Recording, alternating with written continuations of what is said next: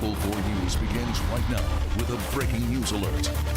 And that breaking news has been happening in Macomb Township, where a semi-truck has plowed into a house, decimating the structure. These are the pictures from Sky 4 over the scene of that crash, and it tops our news tonight at 6. This is right in the area of 26 Mile, just east of North Avenue. And as you can see in the map there, it is quite the scene out there. Jermont Terry is live with a new vantage point. Jermont, what do you see? Kimberly and Devin, you know, I just want to show you what I'm looking at. If you take a look over my shoulder, you can see what is seriously an asphalt truck that is inside what's left of this house that sits right here on the corner of 26 Mile and Omo. As we have been learning from the Sheriff's Department and also from witnesses, this truck blew a tire, ran into at least 2 other vehicles, lost control before careening into this house that was right here. Now, apparently there are many homes in the area. Darlene Abita, you were inside your home at the time and you heard something loud. Yes, I heard crashes, which is not unusual. It's a main road. They started getting louder. I turned to come out and see what was going on. When I heard the loudest, when I ran, I was worried for people's safety, of course. I seen several cars that were involved as well, and then I looked over and saw the house that was demolished, and I had my daughter call 911, and I came out to see if I could help people in any way. And if I'm understanding correctly, when you saw the house that was demolished, you ran towards that home, but you smelled something. I was worried that someone might be in there. My natural instinct was to run over, and then I smelled gas pretty badly, so I ran back home. All right, and we know right now that no one was seriously injured. No one was inside the home when this asphalt truck came careening inside, going nearly through the entire house. As you can see right now, the truck is still inside, and they are working diligently to try to get this asphalt truck out of this debris. Thankfully, no serious injuries, but a very serious situation, and scary, no doubt, for the people involved in the crash and also that truck driver, not to mention neighbors in this area. That's the very latest. Reporting live with breaking news, I'm Jermont Terry, Local 4. Yeah, so true, Jermont. I mean, the damage is just horrible, and we're glad that nobody was seriously hurt. Yeah, thank you. A city torn as a dog sits on death row for allegedly killing a Chihuahua. Animal rights advocates say the pit bull mix is innocent. Hey, Boomer! Your dog could be next! Is Boomer to blame, or is his sentence the result of breed stereotypes, fear, and prejudice that swirl in the public consciousness? Yeah, he's more into you than he is her. Don't freak out, Stella. And now to the battle for Boomer. It was April of last year when a young lady let her 2 dogs out into her backyard. She heard a commotion and came out to find one of her dogs hiding under the deck, the other with a gruesome fatal injury, and Boomer somehow in the yard from next door roaming. Authorities drew the natural conclusion from there. So let's bring in Jason Colthorpe with more on this story. So Jason, just kind of bring us up to speed here. A lot to unpack, guys. At first glance, you would ask, well, what else could have happened in that fenced-in yard? But consider this. Madison Heights had recently issued a coyote warning, and this was a bloody attack, but there was no blood anywhere on Boomer. And above all, no one saw the attack, and animal control could not say who killed Chubbs the Chihuahua. This is Boomer. He's pretty chipper for having been in jail for the last year, and by jail I mean here at Bark Avenue Kennel in Roseville. Did my monkey? Locked up for a crime his supporters say he didn't commit. He has gone past every single type of dog in our facility, different energies, different sizes, breeds, smells. He's never reactive. He never does anything wrong. You feel like if Boomer was in a pit, things would be different here? Oh, I definitely do. The lawyer for Boomer's owner says the case, which is now headed to the State Court of Appeals, should never have gotten this far. You have an investigating officer saying, I don't know if this dog or another animal did it.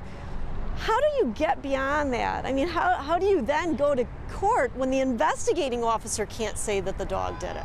Boomer's story's getting even more attention this week, beyond the weekly protests, because of what you see behind me. That's one of 3 new billboards that have gone up in and around Madison Heights this week. Madison Heights wants to kill me. Danielle Bynum is behind the billboards and part of the group Citizens Against Breed Discrimination. We just want Madison Heights businesses, residents to know that this is happening in their community. and we're not stopping. But this dog, he is so resilient. Every day is a great day for Boomer. He just deserves to go home to his dad, to his couch. Now, Madison Heights is limited in what it can say because of the open case, plus there's a civil suit, but the police chief told me this today. The case was presented to the judge based on state law. The judge ruled the dog is dangerous, and under state law, that means euthanization. They followed state law, and the court made the determination. In fact, 2 times. Well, if Boomer didn't do it, it certainly seems unlikely that the other dog did. Does that take us back to this coyote theory, I guess? Well, what I heard a lot today was that maybe a coyote did get into the yard. We have seen videos where coyotes can leap these fences, and if it was in there, they think Boomer may have gone in to try and save that dog, which would be why there was no blood. But it's important to note, when all of his supporters say he's innocent, they don't know that. No one does. What we do know is that they will be back in court Tuesday for the next part of this. And you'll be covering it. Yes, ma'am. We've actually found a place where there's no video of something. I know. Exactly. One of the few places where there's no camera. Yeah. Good to see you. Thanks, all right, Jason. Jason. Thank you.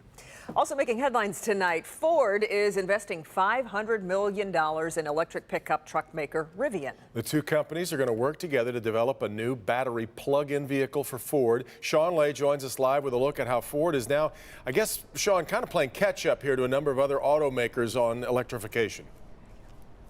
In a way, but they certainly kind of are leaping to the front of the line right now with this deal. At least some analysts think that.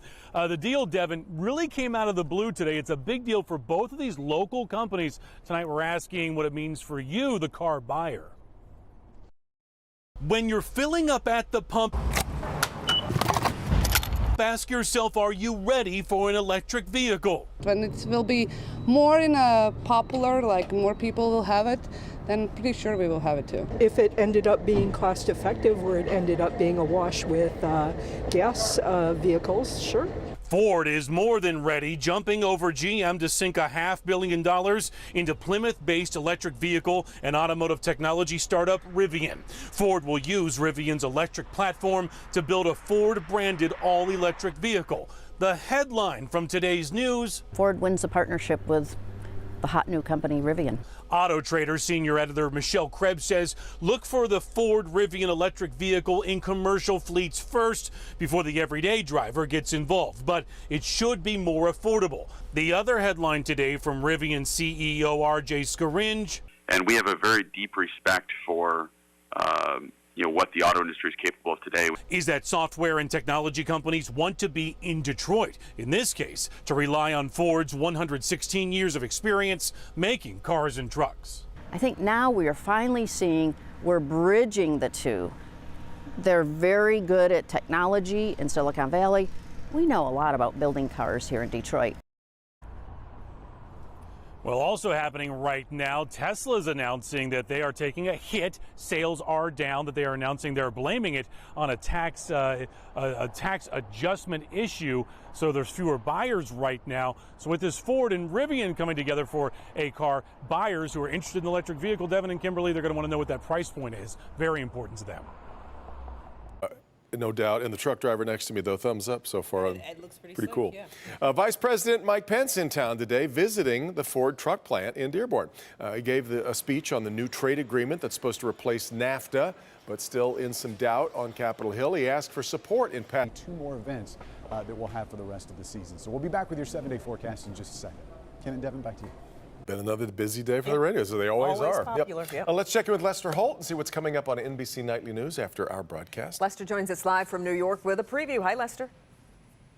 Hey, Devin and Kim. Coming up, we're going to talk about the measles outbreak, shattering records, now the biggest of the 21st century. The warning every parent needs to hear. Plus, are you ready to get your deliveries from a drone while your online order is one step closer to being dropped from the air? And Kim, I wanted to welcome you back. Say congratulations on the birth of your son. It's Basil, right? Basil, that's right. Like the herb, basil. And they ran the video the other day. A beautiful little boy. Congratulations. Oh, Thank you so much. And I know you have a beautiful grandson too, Henry, so maybe they could get together and have a play date or something. Do you have time for pictures? No. Well, you got plenty of time. I got them. Thank All right, you, that's really Lester. great. All right, Lester, we'll see you about 20 minutes from now. Oh, there he is. There he There's is. baby Basil. Oh, I love it. Worth the wait. Aw, don't make me start Beautiful. crying. I know. He and his grandma. Now we need a picture of Henry to keep it. That's right. Still to come here, we've got to look at how obesity actually changes the human brain.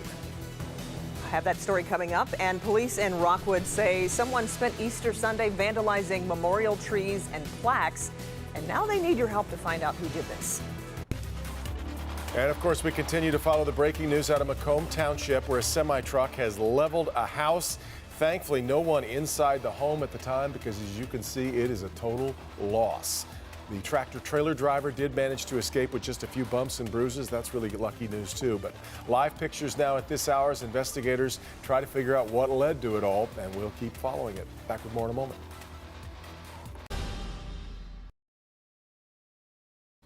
Police in Rockwood need your help finding the person who vandalized trees and plaques dedicated to loved ones. Happened at the Mercure Park on Fort Road. That's where we find Coco McAvoy this evening. And Coco, do police have any clues at all about who did this? No, police do not have any leads or clues in this case.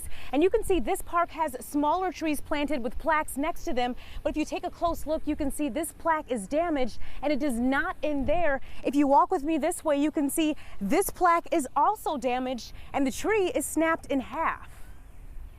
In the small town of Rockwood, this tree means everything. Kim Zaker honors her mother who passed away with a memorial plaque and decorative tree at Mercure Park. Christmas was her favorite holiday. Zaker visits her mother's memorial often. She's 5 minutes down the road here. We can come and just sit and talk. But on Easter Sunday, of all days, someone vandalized several trees and plaques. They tore some trees down. They took some of the plaques off the stone. It was heartbreaking. Zaker rushed to the park to check on her mom's tree. I was really glad when I came through and my mom was still here. But other people, like Detective Lieutenant Steve Mercure, weren't as lucky. Two of my cousins that have a tree out there that were damaged. He is determined to find the person who damaged the park so carelessly. To do it on a holiday like that, I don't understand why.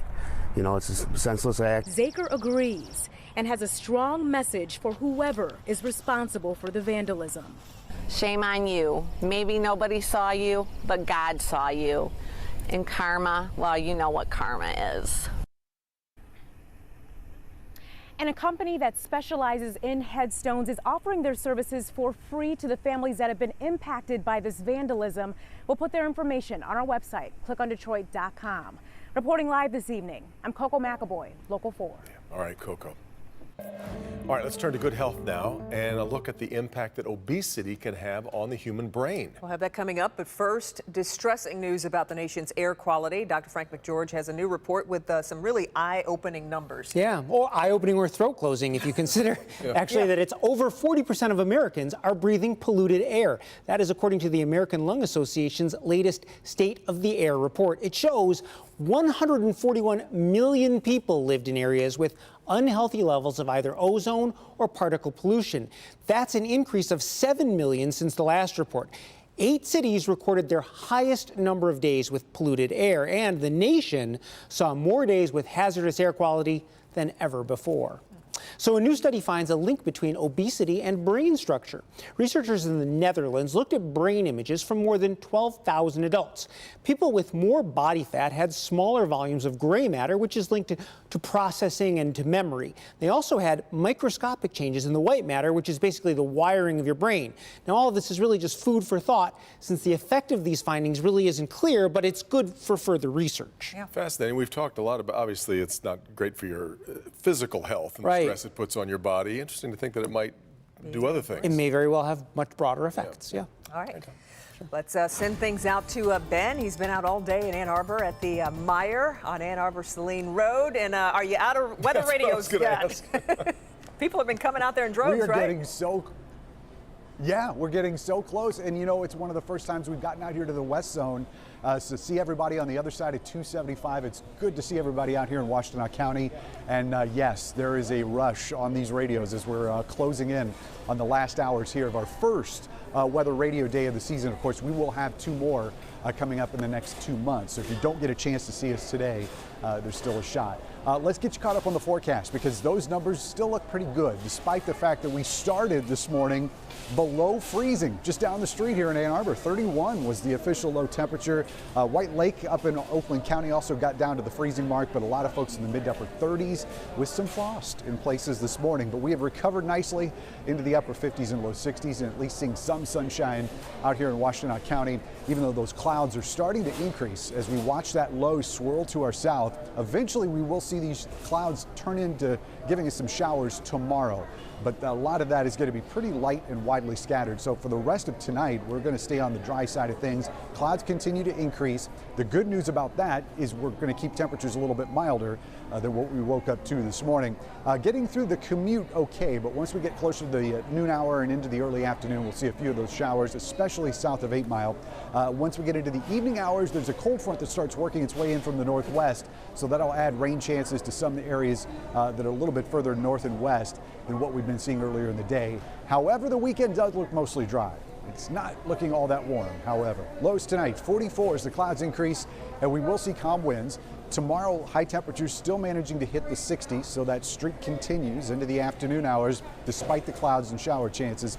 And once we get into the 7-day forecast, 50-degree highs are what we're expecting over the weekend. Not a completely dry stretch. We are looking for see some rain late Saturday into early Sunday, but those temperatures do start to recover as we head into early next week. So we are down to just a handful of these suckers out here at Meyer. We're right by the asparagus. You can't miss us when you walk in the door. There's also some construction outside. So we appreciate all the folks that we have seen so far this season. And of course, we're going to be doing this 2 more times as we get through the warmer months here in Michigan. So Kim and Devin, back to you. And Kimberly, I promise I will come in and see you tonight. I'm not avoiding you. This is nothing personal. I will be there later. Paul left us. We've got one more radio here, so if you run out, we've got one left at the station. Run back to the station. There you go. We'll run back and grab it. That's right. All right, see you tonight, man. Thanks, Ben. All right, Bernie's next with the shot of the year in the NBA. Stay with us. Most of us will do anything to protect our pets, but is pet insurance a good investment? We'll take a look at it and talk with the experts. Help Me Hank tomorrow starting at 6 a.m. Hi, I'm Bernie. I'm Bernie. I'm Bernie. Nice to see you. Nice to see you. Who's Basil got the Lions taking? Yeah. Yeah. Where's that adorable child of yours? Is he home? What pick is it? Well, don't worry about this stuff. I'll do this. I'll get to that in a minute. Yeah. He's good. All right. Well, he's good. He's good. He's probably watching right now. Hi, babe. Hi, little baby Basil. Okay, Go ahead. now we're really stretching, okay? Well, the NFL draft takes place tomorrow night in Nashville. Lions have the 8th overall pick. Meanwhile, last year's number 1 pick, Frank Ragnow, had this advice for whoever is this year's number 1. Just confidence. It's so important in an offensive lineman and in NFL in general. But just kind of trying to keep my head. There were some few games where maybe the game got too big for me, or I was like, oh, that guy's good, but you got to keep your confidence because you're here for a reason. Yeah, I'm still trying to figure out my reasons for here, but I get that part. 8 o'clock tomorrow night, round 1 of the NFL draft. NBA playoffs last night. The end of the Blazers-Thunder game was one of those games you were glad you stayed up to watch an amazing moment. Game tied 115 all. Damian Lillard with the ball, and he ends the series at the final buzzer. A chance to send the Thunder home. Lillard, long-range three.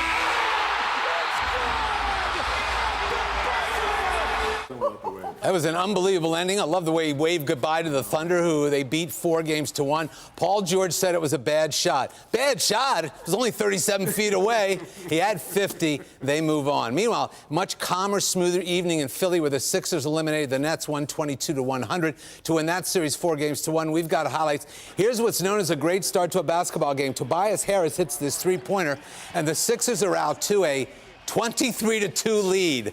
Yeah, you're in pretty good shape right there. Later, it's Joel Embiid with the three-pointer. He had 23 points, 13 rebounds. Excuse me. Sixers will face the Raptors in the next round. NHL, what a finish in San Jose. Sharks beat the Knights last night 5-4 in overtime in Game 7 there. Barclay Goodrow got the game winner late in OT. Pass picked off at center ice by Erik Karlsson. In he comes, front of the head. Goodrow in alone.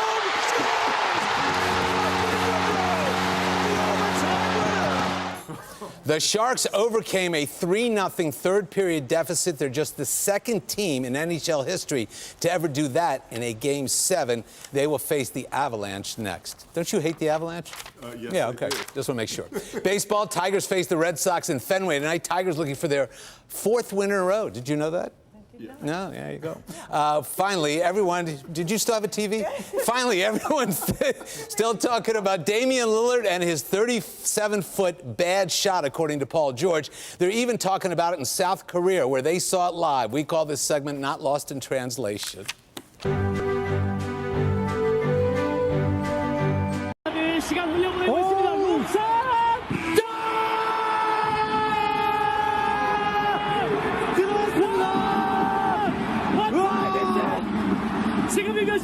지금은 릴라드 타임입니다. 데이타임 대단합니다. 데이타임. Sounded pretty good to me. Got it. You had Lillard doing that, and then just about the same moment, the Sharks hockey game was bananas. Yeah, what a night. Last night was great. Crazy. Yeah. All right, we are out of time. Thank Hey, you. welcome back. Thank you. Good to be back. And hopefully you'll be back tonight at 11.